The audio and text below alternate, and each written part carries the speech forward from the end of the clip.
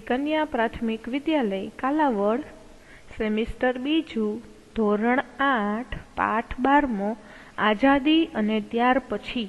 બરાબર, તમે જોઈ શકો છો આ ભારતનો નકશો આખો આપેલો છે કે જ્યારે આપણને આઝાદી મળી ગઈ ત્યાર પછી આપણા ભારતનો નકશો, અને એમાં જોઈ શકો છો અલગ અલગ બધાય દેશ છે એ આવેલા છે, અલગ અલગ બધા જિલ્લાઓ છે એ પણ જોઈ શકો છો, અલગ અલગ ગામ છે બધા।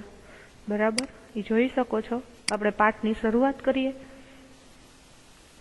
15મી ઓગસ્ટ 1947ના રોજ આપણે ભારત દેશ આઝાદ થયો તેની સાથે એટલે કે એક દિવસ પહેલા એટલે કે 14મી ઓગસ્ટ 1947ના રોજ ભારતમાંથી છે એ કોણ અલગ પડ્યું? તો કે પાકિસ્તાન અલગ પડ્યું। આમ આઝાદીની ખુશી તો સૌ દેશવાસીઓને મળી, પણ સાથે કેટલીક સમસ્યાઓ ભારત સામે છે એ ઊભી થઈ હતી કે અખંડ જે હિન્દુસ્તાનના છે એ કેવા? તો કે બે ભાગ થતા લગભગ 80 શરણાર્થીઓ છે, બરાબર, 80 લાખ શરણાર્થીઓ જે પાકિસ્તાનથી ભારત આવી રહ્યા હતા, અને આ શરણાર્થીઓનો પુનઃ વસવાટ એક શું બની ગયો હતો? તો કે એક વિકટ સમસ્યા બની ગયેલી હતી। તે સમયે ભારતમાં 562 જેટલા છે એ શું હતા? તો કે દેશી રજવાડાઓ હતા। તેને ભારત સંઘ સાથે જોડવા અને રાષ્ટ્રનું નિર્માણ કરવું એ બીજી મોટી વિકટ સમસ્યા હતી। સ્વતંત્ર ભારતને એક એવી રાજનૈતિક જે આખી વ્યવસ્થા હતી કે એની આવશ્યકતા હતી કે જેનાથી લોકોની આશા અને અપેક્ષાઓ છે એમાં શું થઈ શકે? તો કે સંતોષ આપી શકાય। બરાબર, એ ત્રીજી વિકટ સમસ્યા હતી। બરાબર, કે આઝાદી મળી ગઈ ત્યાર પછી પણ ઘણા બધા પ્રશ્નો છે એ આપણી સામે આવ્યા હતા કે ભારતના ભાગલા શા માટે થયા, ભાગલા બાદ કેવી વિકટ સમસ્યાઓ ઊભી થઈ, આ સમગ્ર ઘટનાક્રમ છે બરાબર એ આપણે આમાં ચર્ચા કરશું, એટલે જેથી કરીને તમને લોકોને ખ્યાલ આવી જાય। આપણે જોઈએ મુસ્લિમ લીગનો ઠરાવ। અંગ્રેજોની નીતિ હંમેશા જ કેવી હતી કે ભાગલા પાડો અને રાજ કરોની નીતિ હતી। આથી તેઓ હંમેશા એવું ઠસાવતા રહ્યા કે હિન્દુ અને મુસલમાનો છે એ અલગ હિત ધરાવે છે। કોણ? તો કે હિન્દુ અને મુસલમાન છે એ પોતે અલગ હિત ધરાવે છે। બંનેની વિચારધારાઓ છે કેવી છે? તો કે અલગ છે। આવા વિચારોથી પ્રભાવિત થયેલા કેટલાક મુસ્લિમ નેતાઓ એવું માનતા હતા કે સ્વતંત્ર ભારતમાં છે એ મુસ્લિમોનો હિત છે એ નહીં સચવાય। બરાબર, તેમને છે શું નહીં રહે? તો કે સુરક્ષા નહીં મળે, માટે અલગ પાકિસ્તાનની રચના થાય એ જરૂરી છે કે જેથી બંને કોમ સ્વતંત્ર વિકાસ સાધી શકે। આ હેતુઓને ધ્યાનમાં રાખી અને માર્ચ 1940માં લાહોર મુકામે છે એ મુસ્લિમ લીગનું અધિવેશન મળ્યું, જેમાં ઠરાવ, બરાબર, એટલે જે કાયદા કાનૂન હોય તે કે તેમાં ઠરાવ થયો કે મુસ્લિમોની બહુમતી ધરાવતા પ્રદેશોનો સમાવેશ કરી અને અલગ રાષ્ટ્ર કોની? તો કે પાકિસ્તાનની માંગણી કરવી। ત્યારબાદ છે પાકિસ્તાનની રચનાને મુસ્લિમ લીગે પોતાનું શું બનાવી લીધું? તો કે પોતાનું ધ્યેય બનાવી લીધું હતું। બરાબર, ત્યાર પછી આપણે જોઈએ કે માઉન્ટ બેટન યોજના। આમાં અલગ અલગ બધી યોજનાઓ અને કાયદાઓ ને એ જ બધું આવશે કે વાઇસરોય માઉન્ટ બેટન માર્ચ 1947 છે એમાં ક્યાં આવ્યા? તો કે ભારત આવ્યા હતા। તેમનો મત એવો હતો કે ભારતને સ્વતંત્ર થવું હોય તો એને ભાગલા કરવા છે એ શું કરશે? તો કે એ અનિવાર્ય છે। જો એમ નહીં કરવામાં આવે તો સમગ્ર દેશમાં છે એ શું નીકળી પડશે? તો કે કોમી હુલ્લડો છે એ ફાટી નીકળશે અને લોકો છે એ શું થશે? તો કે પરેશાન થશે। સ્વતંત્રતા માટે થતા આંદોલનો એટલી હદે પહોંચી ગયા હતા કે હવે અંગ્રેજ સરકારને ભારત છે એ શું કરવું પડશે? તો કે વહેલી તકે છોડવું પડે એમ જ હતું। આ સંજોગોમાં ભારતના કેટલા વાસ્તવદર્શી જે બધા નેતાઓ હતા એ શું હતા કે ભારતના ભાગલા કરવાની વાત, બરાબર, એમ કે કમને છે સ્વીકારી લીધી, એટલે કે ઘણા બધા નેતાઓ હતા એમણે પોતે સ્વીકારી લીધેલી હતી કે તેમને બીજા નેતાઓએ આ વાત સ્વીકારી લેવાનો પણ શું કર્યો હતો? તો કે આગ્રહ કર્યો હતો કે 3 મહિના સુધી છે એ શું ચાલ્યું? તો કે લાંબી ચર્ચાઓ ચાલી મુખ્ય નેતાઓ વચ્ચે છે એ શું થયું તો કે બેઠકો પણ થઈ અને અંતે માઉન્ટ બેટને ભારતના 2 ભાગ કરવાની છે એ શું કરી તો કે આખરી યોજના છે એ રજૂ કરી કે જે કોને તો કે માઉન્ટ બેટન યોજના કહેવામાં આવે છે। આ યોજનાના અલગ માટે છે બરાબર કે આ યોજના છે એને પછી અમલ તો કરવી પડે તો કે એના માટે શું તો કે હિન્દ સ્વાતંત્ર્ય ધારો છે એ પસાર કરવામાં આવ્યો હતો બરાબર છે। તમે જોઈ શકો છો આ માઉન્ટ બેટનમાં બરાબર કે જવાહરલાલ નહેરુ, મોહમ્મદ અલી જીણા, વીપી મેનન જેવા અધ્યક્ષતામાં છે એ બેઠક મળેલી હતી। ત્યાર પછી છે હિન્દ સ્વાતંત્ર્ય ધારો 1947। માઉન્ટ બેટનની યોજના અનુસાર બ્રિટિશ પાર્લામેન્ટ હિન્દ સ્વાતંત્ર્ય ધારો પસાર કર્યો। આ ધારાની જોગવાઈઓ અનુસાર હિન્દુસ્તાનનું ભારતીય સંઘ અને પાકિસ્તાન સંઘ એમ 2 ભાગમાં વિભાજન કરી સ્વતંત્ર કરવામાં આવે છે। દરેક એકમો પોતાનું બંધારણ ઘડી અને ત્યાર પછી શું હોય છે તો કે અમલમાં મૂકવું। હિન્દના રજવાડા પોતાની ઈચ્છા અનુસાર ભારતીય સંઘ અને પાકિસ્તાન સંઘ સાથે જોડાઈ શકે છે અને જોડાવા ન ઈચ્છે તો સંપૂર્ણ છે એ પોતે સ્વતંત્ર રહેવાની છૂટ આપવામાં આવે છે। હિન્દ સ્વાતંત્ર્ય ધારાની જોગવાઈ અનુસાર હિન્દુસ્તાનના ભારત અને પાકિસ્તાન એમ 2 ભાગ છે એ પડ્યા હતા। ભારતના પ્રથમ ગવર્નર જનરલ તરીકે માઉન્ટ બેટન અને પાકિસ્તાનના રાષ્ટ્રપ્રમુખ તરીકે કોણ તો કે મોહમ્મદ અલી જીણાની પસંદગી થઈ હતી। આ ધારાથી હિન્દમાં છે એ પરાધીનતાનો અંત આવ્યો। ઈસવીસન 1857 થી સ્વતંત્રતા માટે લડનાર ભારતીયોને છે શું મળી ગઈ તો કે આઝાદી મળી ગઈ કે પાકિસ્તાનમાં સિંધ, બલુચિસ્તાન, પશ્ચિમ પંજાબ, સરહદ પ્રાંત અને પૂર્વ બંગાળનો સમાવેશ થયો અને બાકીના જે બધા પ્રદેશો છે એ ભારતમાં જ રહ્યા હતા।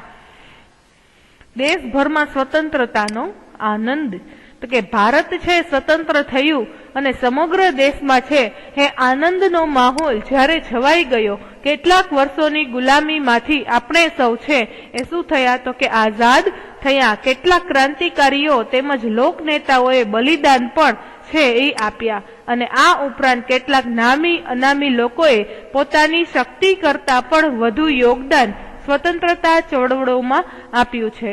ત્યારે છેક આપણને સ્વતંત્ર દેશના સ્વતંત્ર રહેવાસી તરીકેની છે આપણને એક અલગ ઓળખ મળી। ભારતના પ્રથમ વડાપ્રધાન તરીકે છે એ કોણ હતા તો કે જવાહરલાલ નહેરુએ છે એ દિલ્હીના લાલ કિલ્લા પરથી બ્રિટનનો છે શું ઉતારી લીધો યુનિયન જેક ઉતારી અને તેના સ્થાને છે એ તિરંગો ધ્વજ ફરકાવ્યો। આખો દેશ છે એ સ્વાતંત્ર્ય પ્રાપ્તિની ઉજવણીમાં છે એ રંગાઈ ગયેલો હતો। ત્યાર પછી આપણે જોઈએ દેશી રાજ્યોની હિલચાલ। હિન્દ સ્વાતંત્ર્ય ધારો છે એ પસાર થતા કેટલાક દેશી રાજ્યોએ સંપૂર્ણ સ્વતંત્ર થવાના જે પ્રયાસો કર્યા અને જો કે ધારાની જોગવાઈ મુજબ દરેક રાજ્ય છે એ સ્વતંત્ર રહેવા ઈચ્છે તે કેવું હતું તો કે એક સ્વાભાવિક વાત હતી। સર સીવીપી રામસ્વામી અય્યર અને ત્રાવણકોર જે રાજ્ય હતા બરાબર છે તો કે એના લીધે સ્વતંત્ર સાર્વભૌમ રાજ્ય છે એ જાહેર કરાયું હતું અને હૈદરાબાદના નિઝામે ભોપાલના નવાબ અને ઇન્દોરના હોલકરે પણ એવી જ જાહેરાતો કરી હતી અને જૂનાગઢના નવાબે પણ જૂનાગઢને કોની સાથે તો કે એ સમયમાં જૂનાગઢને છે એ પાકિસ્તાન સાથે જોડાયેલું જાહેર કર્યું હતું। એટલે કે જે નવાબોને જેની સાથે જોડાવું હતું એ દરેકે દરેક છે એની સાથે જોડાઈ ગયા। આવી રીતે દરેક રજવાડા જો સ્વતંત્ર થઈ જાય તો ભારત છે એ શું થાય તો કે નાના નાના રાજ્યોમાં વિભાજિત થઈ જાય અને એકબીજા રાજ્યોને તેમની સરહદોનો હંમેશા છે પ્રશ્નો ઉભા જ રહે। વિકાસ માટેના સંસાધનો મર્યાદિત બની જાય અને રાજ્યોની વચ્ચે છે એ અંદરો અંદર સંઘર્ષ ઉત્પન્ન થાય અને તેનાથી આપણને મળેલી સ્વતંત્રતાનો છે એ કઈ પણ અર્થ છે એ રહેતો નથી। ત્યાર પછી આપણે જોઈએ દેશી રાજ્યોનું વિલીનીકરણ। એ સમયે ભારતના 562 દેશી રાજ્યો હતા। આ દરેક રાજ્ય ભારત સંઘ સાથે જોડાય તો જ ભારત છે એક સંઘ રાજ્ય બને। આ અતિ મહત્વનું કામ નાયબ વડાપ્રધાન બરાબર નાયબ વડાપ્રધાન અને ગૃહ પ્રધાન બરાબર કોણ હતા તો કે શ્રી સરદાર વલ્લભભાઈ પટેલ અને તેમના સચિવ શ્રી વીપી મેનને પાર પાડ્યું. તેમણે છે શું કર્યું? તેમણે રાજાઓમાં દેશભક્તિ જાગૃત કરી અને વ્યવહારુ બુદ્ધિથી 559 દેશી રાજ્યોનું ભારત સંઘ સાથે શું કરી નાખ્યું? વિલીનીકરણ કર્યું. એટલે કે દરેકને ભારત સંઘની સાથે જોડી દીધા. તો કે ભારત સંઘમાં સૌ પ્રથમ જોડાવવાની પહેલ ભાવનગરના રાજા મહારાજા કોણે કરી? તો કે કૃષ્ણકુમાર સિંહજીએ કરેલી હતી.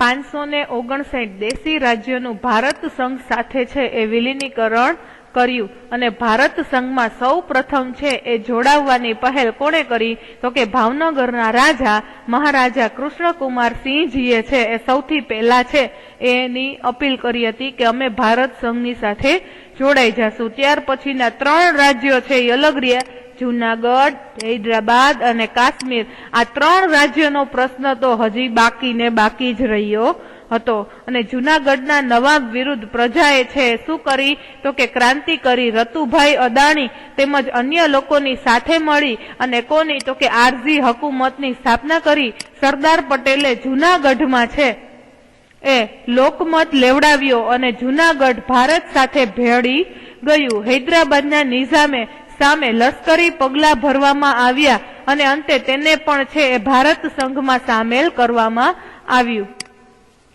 પાકિસ્તાને ઈસવીસન 1948માં કાશ્મીર પર હુમલો કર્યો. તે દરમિયાન ત્યાંના રાજા છે એ હરિસિંહે વિધિસર રીતે ભારત સંઘ સાથે છે એ જોડી દીધું. ભૌગોલિક દ્રષ્ટિએ આ 3 રાજ્યો છે એ ભારત સંઘ સાથે જોડાય એ અતિ મહત્વનું હતું. બરાબર કાશ્મીરનો પ્રશ્ન છે. બરાબર હજી કાશ્મીર આપણામાં છે પણ હજી કંઈક ને કંઈક પ્રશ્ન તો ચાલી જ રહ્યા છે. આપણે જોઈએ કે દેશી રાજ્યોના રાજાઓ તેમના લોકોને જવાબદાર સરકાર આપવા ઈચ્છતા હતા. ભારત સરકારે જવાબદાર સરકાર સાબિત થશે તેવી ચોક્કસ છે શું કરી? તો કે ખાતરી કરી હતી. બીજી વાત એ પણ હતી કે એ સમયમાં શિક્ષણનું પ્રમાણ છે એ કેવું હતું? તો કે એકંદરે વધ્યું હતું. લોકો છે એ સ્વતંત્રતાનો અર્થ સમજવા માટે કેવા હતા? તો કે પ્રયત્નશીલ હતા. દરેક વ્યક્તિ સ્વતંત્ર થવા ઈચ્છતી હતી. આથી રાજાઓ અને તેમના લોકોના અનુભવોના આધારે તેઓ નક્કી કરી શકતા કે ભારત સંઘ છે એની સાથે જોડાવાથી પ્રજાનો વિકાસ છે એ કેવો છે? તો કે ચોક્કસ થાય તેવું જ હતું. આ બાબતમાં રાજાઓની દેશભક્તિની ચોક્કસ પ્રશંસા કરવી જોઈએ, કારણ કે પોતાને આવશ્યક એવી થોડી મિલકત રાખી અને બાકીનું તમામ છે એ ભારત સંઘને સોંપી દેવું એ બહુ મોટી વાત છે. આમ દેશના બધા દેશી રાજ્યો વિલીનીકરણ માટે તૈયાર થયા અને તે ભારતમાં જ નહીં પરંતુ જગતના ઇતિહાસમાં પણ કેવી હતી? તો કે અપૂર્વ ઘટના હતી. વિલીનીકરણની આ પ્રક્રિયામાં સરદાર વલ્લભભાઈ પટેલ તથા તેમના માર્ગદર્શક બરાબર શ્રી વીપી મેનનનો છે બરાબર ફાળો છે એ સદા એટલે કે હંમેશા માટે છે એ આપણને યાદ રહેશે કે સમગ્ર ભારતની છે એ ભારતની આ રીતે થયેલી એકતા અગાઉ ક્યારેય છે એ કોઈને પણ જોવા મળેલી ન હતી. સરદાર પટેલની આ અપ્રતિમ અને મહાન સેવા એવી હતી એમ કહીએ તો એમાં અતિશયોક્તિ નથી. ત્યાર પછી આવે છે ગાંધીજીની હત્યા. હજુ ભારત છે એ સ્વતંત્ર થયું એને ખાલી એમ કે 6 મહિના જ થયા. બરાબર કે 6 મહિના પણ પૂરા નહોતા થયા અને આખો દેશ છે શેમાં? તો કે ઊંડા શોકમાં છે એ ગરકાવ થઈ ગયો કે ભારતના ભાગલાના સંદર્ભમાં કેટલાક વિસ્તારોમાં છે એ ભીષણ કોમી રમખાણો છે એ ફાટી નીકળ્યા હતા કે આ કોમી રમખાણો છે કોમી રમખાણોને રોકવા પણ છે એ ઘણા બધા છે એ મુશ્કેલ હતા. તો કે એને રોકવા માટે થઈ અને ગાંધીજી છે એ ઉપવાસ પર ઉતર્યા હતા. લોકોને છે એ શું કહેતા કે શાંતિ રાખવા માટે લોકોને અપીલ કરી. આ દરમિયાન 30મી જાન્યુઆરી 1948 રોજ ગાંધીજી છે એ બિરલા હાઉસમાં જ્યારે સાંજની પ્રાર્થના માટે જતા હતા ત્યારે નથુરામ ગોડસે નામની વ્યક્તિએ તેમની શું કરી નાખી? હત્યા કરી નાખી. અને એ જ સાંજે શોકગ્રસ્ત ભારત દેશ છે એ આકાશવાણી પરથી જવાહરલાલ નહેરુનો શોક સંદેશો સાંભળ્યો. દોસ્તો, સાથીઓ, આપણા જીવનની રોશની બુઝાઈ ગઈ અને હવે ચારે તરફ અંધકાર છે. આપણા પ્રિય નેતા રાષ્ટ્રપિતા હવે એમ કે આપણી વચ્ચે છે એ રહ્યા નથી, કે સમગ્ર રાષ્ટ્ર છે એ સ્તબ્ધ બની ગયું. બરાબર. કાલે 30મી જાન્યુઆરી, કાલે જ ગાંધી નિર્વાણ દિન છે. ગાંધીજી ભારતના તમામ વર્ગના લોકો વચ્ચે એકતામાં માનતા હતા અને તેના માટે જ તેમણે પોતાના અમૂલ્ય જીવનનું બલિદાન આપી દીધું. દિલ્હીમાં બાપુની ભવ્ય સ્મશાન યાત્રા નીકળી. લાખો લોકો છે એ અશ્રુભીની આંખે તેમાં જોડાયા. બરાબર, કે દરેક લોકો છે એ ગાંધીજીની જે સ્મશાન યાત્રા હતી એમાં દરેક લોકો છે એ જોડાયેલા હતો. ત્યાર પછી આવે છે કે નિરાશ્રિતોનો પુનઃ વસવાટ, કે લાખો લોકો પાકિસ્તાનથી ભારત આવ્યા હતા. તેમના વસવાટ અને તેમની રોજગારી એ વિકટ જવાબદારી ભારત સરકારે છે એ ખૂબ કુનેહથી નિભાવી. તમામ લોકોથી શક્ય એટલી વધુ સગવડો આપવામાં આવી અને વિશાળ શરણાર્થીઓ છે એમાં શિબિરો ખોલવામાં આવી. તેમને માત્ર ખોરાક અને રહેઠાણ જ નહીં પરંતુ પ્રેમ અને લાગણીની પણ જરૂર હતી. લોકોએ અને સંસ્થાઓએ સૌને સહકાર આપ્યો. આમ તમામ નિરાશ્રિતો બધા સાથે ભળી ગયા. તેમણે પોતાની નવી જિંદગીની પણ શરૂઆત કરેલી હતી. ત્યાર પછી આવે છે ભારતનું બંધારણ અને તેનો અમલ. ઈસવીસન 1946માં બંધારણ સભાની રચના કરવામાં આવી હતી. તેનું કામ સ્વતંત્ર ભારત માટે બંધારણ ઘડવાનું હતું. બંધારણ ઘડવાની પ્રક્રિયા ડિસેમ્બર 1949 સુધી ચાલી. આ સમય દરમિયાન તેમાં કેટલાક મુસદ્દાઓ એટલે કે કાયદાઓ છે, નિયમો છે, એક એક ભાગ ઉપર લાંબી ચર્ચાઓ છે એ થઈ હતી. તે માટે 11 જેટલા સત્રો છે એ યોજાયા, જેમાં કેટલા દિવસો તો કે 166 દિવસ છે એ બેઠકો થઈ અને જુદી જુદી સમિતિઓ તેમજ એની જે ઉપસમિતિઓ હતી કે એમાં મુસદ્દાને સુધારવાનું તેમજ એમાં મુસદ્દાને મઠારવાનું એટલે કે કાંઈ પણ નવા નિયમો છે એમાં લાગુ કરવાનું કામ છે એ આખું કામ ચાલુ કર્યું હતું. લગભગ 300 ભારતીયોએ આ પ્રક્રિયામાં ભાગ લીધો. બંધારણ સભાની બેઠકો છે એ દિલ્હીમાં આયોજિત થતી હતી. તેમ છતાં તેના સદસ્યો છે એ સમગ્ર ભારતમાં ફેલાયેલા હતા. બંધારણની મુસદ્દા સમિતિના અધ્યક્ષ તરીકે છે એ બાબા સાહેબ આંબેડકરને નિમવામાં આવ્યા. બંધારણ સભાના પ્રમુખ તરીકે ડોક્ટર રાજેન્દ્ર પ્રસાદને ચૂંટવામાં આવ્યા હતા. બંધારણ તૈયાર થતા બંધારણ સભાએ તેને પ્રસાદ કર્યું. 26મી જાન્યુઆરી 1950ના રોજથી તેવો અમલ કરવામાં આવ્યો અને આ દિવસે દેશની સત્તા પ્રજાના હાથમાં આવી. તેથી 26મી જાન્યુઆરીનો દિવસ એ આપણે પ્રજાસત્તાક દિન તરીકે છે આપણે એની શું કરીએ છીએ? ઉજવણી કરીએ છીએ. જ્યારે 15મી ઓગસ્ટ છે આપણે સૌ એને સ્વાતંત્ર્ય દિન તરીકે ઉજવીએ છીએ. બંને દિવસ એ આપણા શું છે તો કે રાષ્ટ્રીય તહેવારો છે. અંગ્રેજ ગવર્નર જનરલ માઉન્ટ બેટન નિવૃત્ત થઈ અને સ્વદેશ પાછા જતા રહ્યા. ત્યારબાદ ચક્રવર્તી રાજગોપાલાચારી છે એ ગવર્નર જનરલ બન્યા. તેઓ ભારતના છેલ્લા ભારતીય ગવર્નર જનરલ હતા અને બંધારણ અમલમાં આવ્યું ત્યાર પછી ડોક્ટર રાજેન્દ્ર પ્રસાદ એ ભારતના પ્રથમ રાષ્ટ્રપ્રમુખ બન્યા હતા. અહીં આ પાઠ છે એ તમારો પૂર્ણ થાય છે અને સાથે જે સ્વાધ્યાયના પ્રશ્નો છે એ સરસ રીતે પાકા ચોપડામાં લખી લેજો, જેથી કરીને હવે જલ્દી સ્કૂલ ચાલુ થાય ને તમે બધા આવો અને લેસન પણ સાથે તૈયાર કરીને લાવો.